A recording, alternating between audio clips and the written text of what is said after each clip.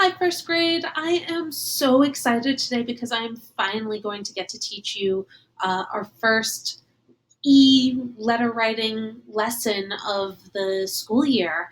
So you had started to learn to write, and to plan out your ideas when we were working in the classroom before spring vacation. But now we're going to jump right in and start talking about those letters that you wrote to the person that you love. And we're going to start talking about a way to revise a letter. So for those of you who've forgotten, which I know it's been a couple of weeks, but we have been doing this all year. Just in case, revising is when you make your letter better. Sometimes that means that you're adding words to your letter. Sometimes that means that you're taking them out. But whatever it means, you are making your letter better and making it more interesting to read. When we revise in class, you use a black Flair pen. Now, there's a very good chance you may not have a black Flair pen at home. That's okay.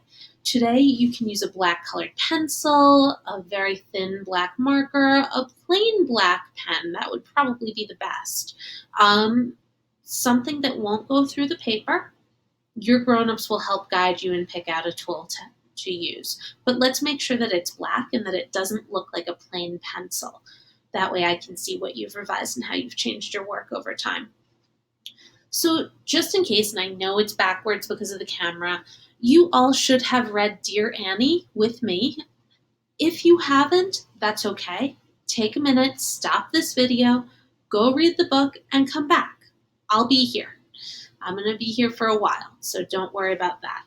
If you have finished Dear Annie, and I hope that you did, and I hope you loved it as much as I did, this was a new book to me, we're going to move forward and talk about a revision strategy. And that strategy is called saying something, then sharing what it reminds you of.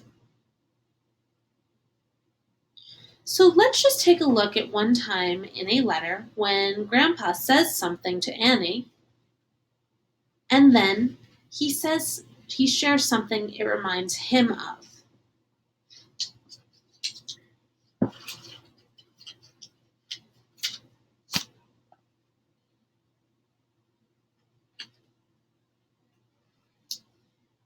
I enjoyed your dancing so much at Grandma's birthday party. Here is a picture of a famous ballerina named Anna Pavlova. She came from Russia, where your ancestors came from almost 100 years ago. She even has your name. So, Grandpa shared something. I enjoyed your dancing so much at Grandma's birthday party. That could have been enough. But then he went on, and he shared what this dancing reminded him of. Here is a picture of a famous ballerina named Anna Pavlova. He starts talking about a famous ballerina? But doesn't it still make the letter more interesting? And he gets to learn about her. She came from Russia, where your ancestors came from almost 100 years ago. That's her really old family. Because he's adding on what the dance party, what the birthday party reminded him of, she's learning. Isn't that fascinating? Let's take a look at one more example, and then I'll show you on my own. One more example of when Grandpa says something and then shares what it reminds him of.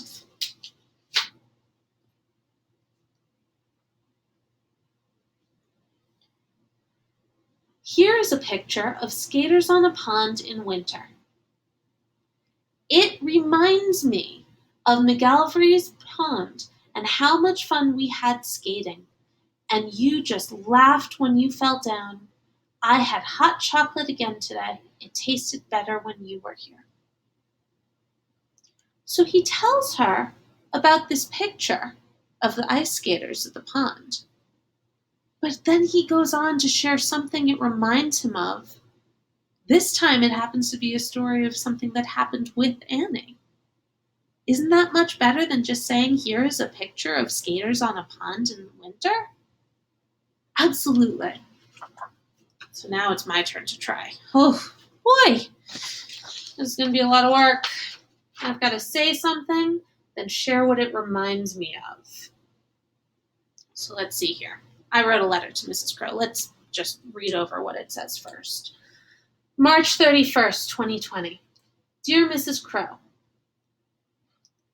Oh, whoopsies. If you ever notice a mistake, just fix it right there on the spot. Hello. I hope you had a wonderful vacation. I spent mine hiking. I also did yoga and built a website with you. I never thought we'd do that. What kinds of things did you do? Did Remy behave well? Sincerely, Miss Goldberg.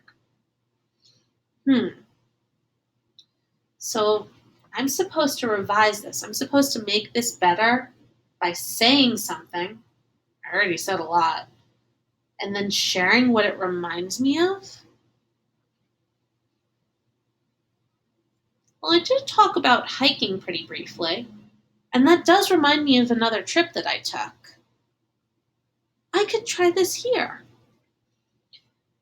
I could go, I spent mine hiking. I'll insert my carrot.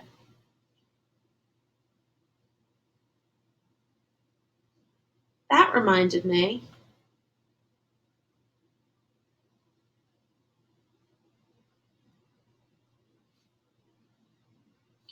of another trip. Nope, of a trip I took when I hiked up a volcano.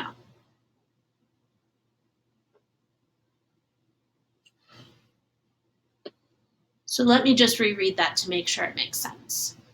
Dear Mrs. Crow, hello. I hope you had a wonderful vacation. I spent mine hiking. That reminded me of a trip I took when I hiked up a volcano. I also did yoga and built a website with you. That does make sense. And I revised my letter I added on to make it more interesting by sharing something more. I said something about hiking, then I shared a little bit about what it reminded me of. That trip when I went up the volcano. So now it's your turn.